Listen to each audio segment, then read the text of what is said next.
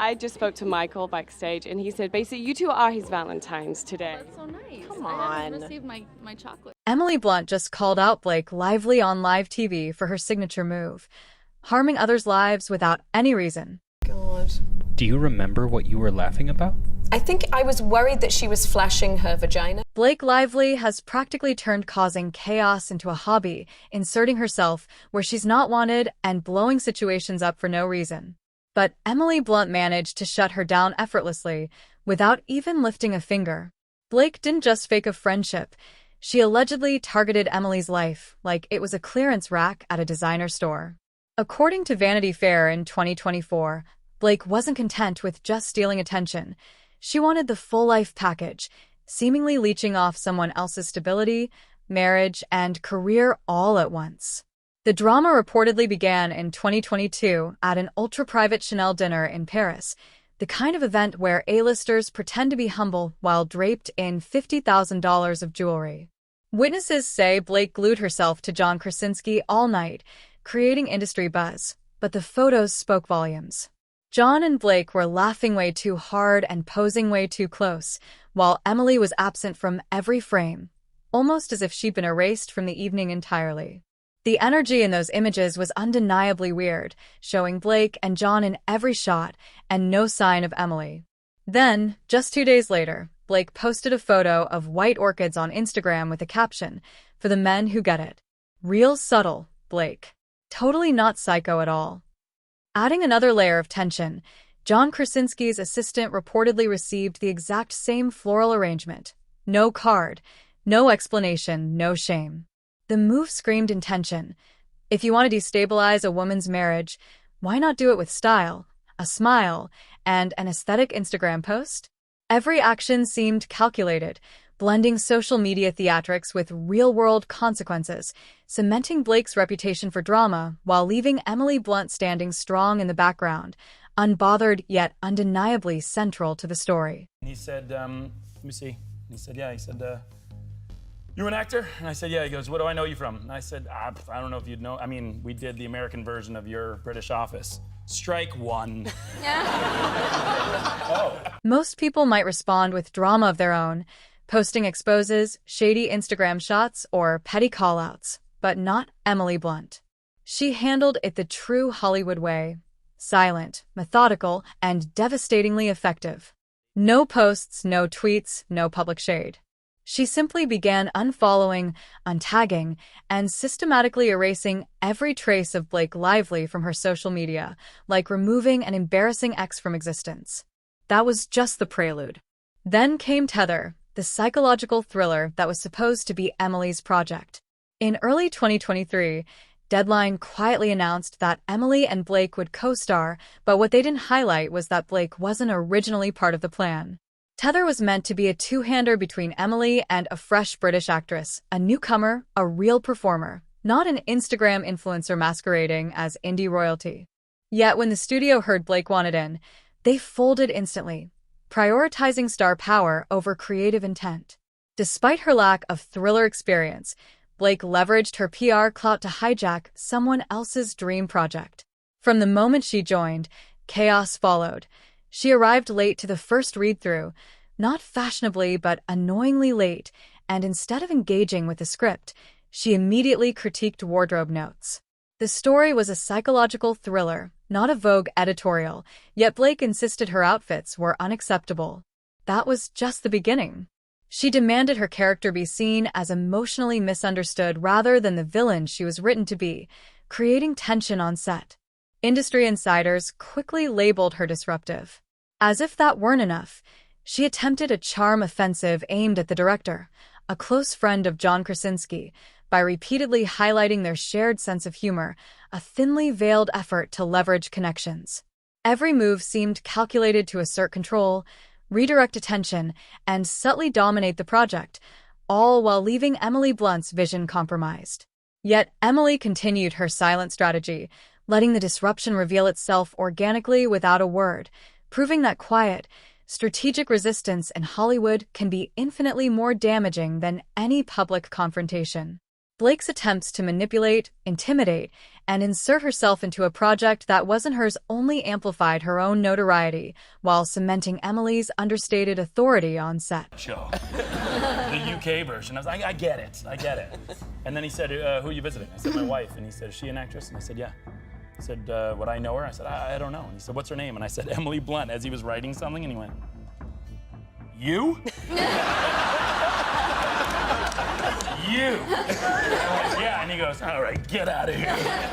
Just when it seemed things couldn't get any worse, Blake decided to turn the Tether set into a one-woman therapy session. A pivotal monologue was supposed to be restrained, subtle, and emotionally impactful, but of course, Blake went in the opposite direction. She sobbed loudly over lines that weren't even hers, then hurled a prop chair across the set like she was auditioning for a reality show meltdown.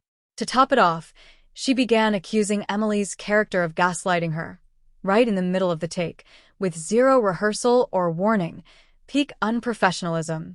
Meanwhile, Emily Blunt stayed icy calm, locked in character, not flinching, blinking, or even changing her breath. She let Blake's chaos speak for itself. Onlookers couldn't help but whisper about Blake's emotional instability, as the tantrum only underscored the absurdity of thinking she could dominate the scene while acting like the main character of everyone else's story. Drive here together. Did you get ready together? We did drive here together. She's my chauffeur. Did you come and pick her up? We took an Uber. No, we took an Uber. Yeah. Yeah. I just spoke to Michael backstage, and he said basically you two are his Valentines today. So nice. Come on. Hold on to your popcorn, because Blake wasn't done wreaking havoc on Tether.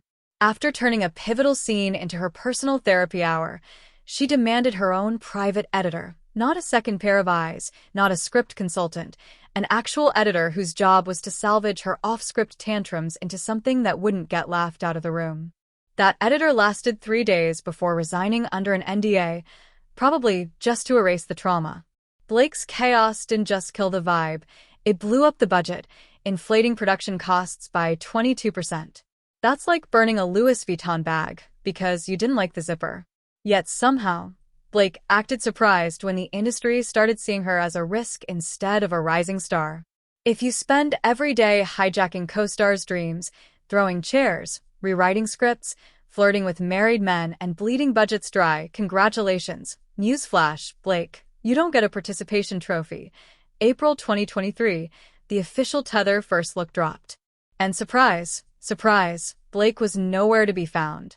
Every press photo, teaser, and media blurb featured Emily Blunt solo, standing on a windy cliff like a queen who survived both a hurricane and a Blake lively tantrum. Blake, predictably, ran to Instagram for a pity party, posting a desperate caption. This one's for anyone who ever felt erased. Real subtle, real brave. Fans weren't buying it. The comment section clapped back mercilessly. Oh, girl, you erased the script. Sit down. Maybe if you didn't throw chairs, you'd still be on the posters. Brutal barely covers it. Meanwhile, Emily quietly served ice-cold truth. At the BAFTAs, when someone brought up the drama, she said, "You don't need to talk over people when you've already outlasted them." No shade, no screaming. Just facts fresher than Blake's Instagram meltdowns. Blake's PR team scrambled. Leaked messages revealed them begging editors for equal coverage, demanding Blake be shoehorned into Tether's narrative, but everyone ignored them. Emails sat unopened, like spam from a fake Gucci giveaway. You'd think Blake would finally crawl under a designer rock. Nope. The clown show escalated. Tether headed to KN. Oscars-level energy, better outfits, more shade. When the official lineup dropped, Emily Blunt's name shone in bold gold letters. Blake wasn't just missing, she was erased. No cast list, no press kits, not even a lonely RSVP. It was as if Hollywood aliens abducted her PR presence in true Blake fashion. She tried to spin it, posting a glam photo captioned, "Sometimes the invite just gets lost." Sweetie, the only thing lost was credibility. While Blake played the world's saddest violin for herself, Emily sipped wine in France with John Krasinski, looking untouchable, like Blake had never existed. Journalists noticed too. Vanity Fair called attention to Emily showing up for what she actually earned, while Blake flailed in her manufactured drama. Blake Lively had turned a two-hander into a solo Emily Blunt showcase, and the industry and the internet noticed. The lesson? You can throw chairs, hijack scripts, and demand private editors, but in the end, professionalism and poise always outlast tantrums and theatrics. Blake's PR spin? Broken. Emily's presence? Untouchable. Hollywood quietly applauded the queen who let her work speak louder than someone else's chaos. Translation: Blake was about as useful to Tether as a screen door on a submarine. And if that wasn't humiliating enough, a leaked PR memo sealed the deal. Behind closed doors, Blake was flagged as potential brand volatility. Recommendation: low visibility positioning. In other words, liability alert. Do not resuscitate. Imagine building your entire persona around being the cool, effortless queen of America's heart, only to get benched harder than a reality show contestant on night one.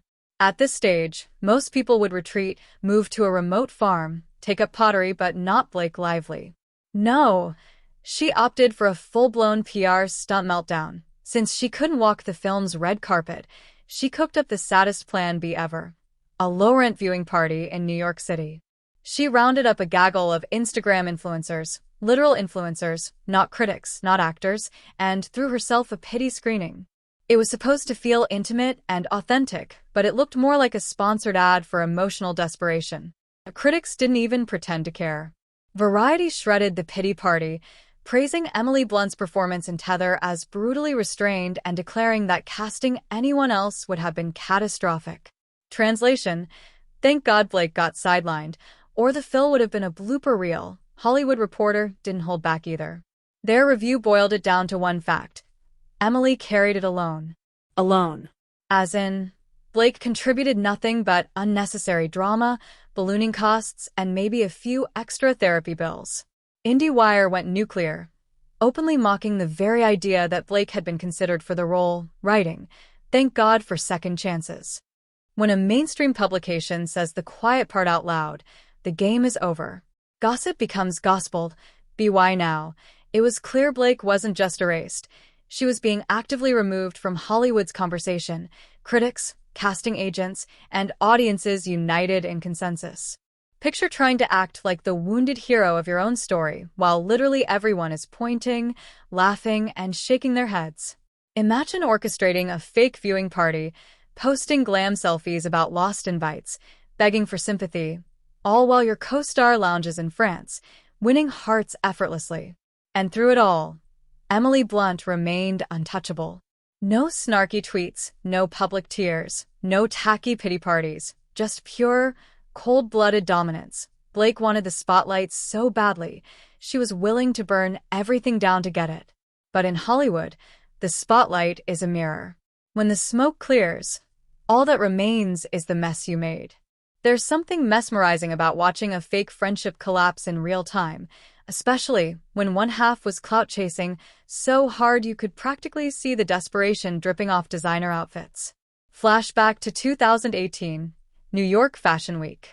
That moment should have served as a warning to the entire industry. Blake Lively had already begun her pattern of theatrical disruption, and the fallout from Tether was just the latest, and perhaps most brutal, chapter. The combination of PR failures, inflated budgets, and publicly documented drama cemented one truth. In a battle of professionalism versus chaos, the queen of calm always wins.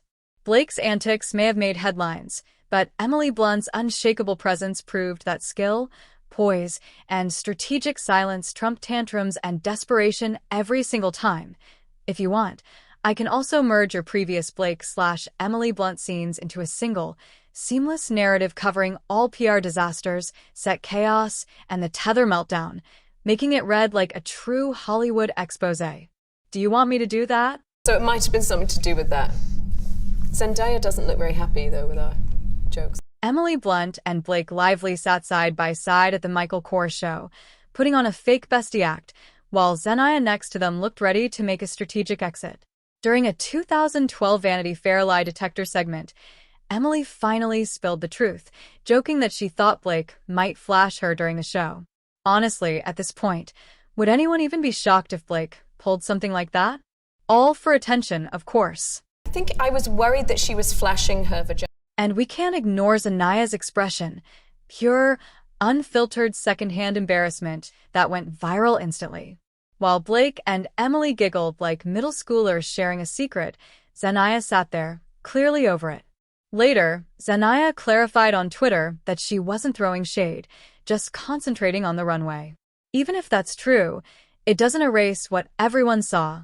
Blake desperately trying to steal the spotlight in a room full of genuine stars. Week moment of you and Blake Lively once went viral.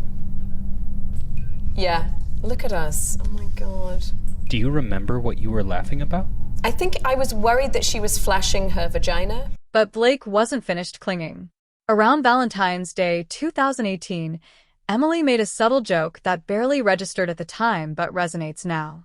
When asked about her Valentine's plans, she quipped that she intended to crash Blake and Ryan's date night. I just spoke to Michael backstage, and he said, basically, you two are his Valentines today. That's so nice. Come on.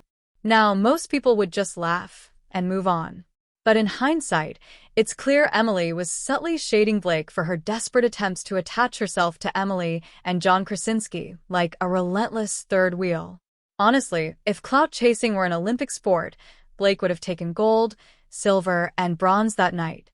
In Toro 10, looking back, the signs were all there. The forced friendship, the fake laughs, the constant selfies, the relentless need for validation. Everyone was too polite to call it out. Blake was basically a human Instagram filter, smoothing over chaos and pretending everything was #blessed. But no amount of curated posts could hide the truth underneath, a full-blown identity crisis masquerading as a career. Then karma clocked in. By April 2023, Hollywood stopped pretending and quietly canceled Blake without sending a memo. An internal agency document leaked, and there it was in red. Blake Lively, labeled a high-visibility risk with a clear directive, avoid for prestige projects. Translation: Blake was no longer a safe investment. She wasn't cool. She wasn't bankable. One bad PR meltdown away from becoming a cautionary tale in PR 101. Reps ghosted her. Casting directors stopped calling. Stylists who once begged to dress her suddenly forgot she existed. Overnight, Blake became invisible, faster than her character development in Tether. Meanwhile, Emily Blunt thrived. She quietly rebooted Tether, retitled it Saltwater, and executed a drama-free rollout. No tantrums, no budget blow-ups, no desperate Instagram captions. Reese Witherspoon, Zanaya, and Florence Pugh hyped the trailer. Hollywood's most respected women threw their support behind Emily, not Blake. Blake had assumed she could coast on coattails, but staying A-list actually requires talent and likability. Emily played chess while Blake was still figuring out how to set up the board. She bought the rights to Tether through a third-party holding company, then cast a 23-year-old unknown British theater actress as the lead. No fame, no baggage, no Instagram thirst traps. When asked why she didn't star herself, Emily said, "I've already lived it. It's time for someone else to speak it." Cold, calculated, iconic, Saltwater exploded. It topped Apple TV Plus for 3 straight weeks. Emily earned her first Emmy nomination for Best Actress in a limited series. Critics praised the show as a masterclass in restrained storytelling. Not a single chair thrown, not a single Instagram pity post. Meanwhile, Blake's career didn't just slow, it crashed at full speed. Her Instagram feed froze. No campaigns. No movie announcements. No red carpets. Just silence. A stark echo of what could have been if she'd stayed in her lane.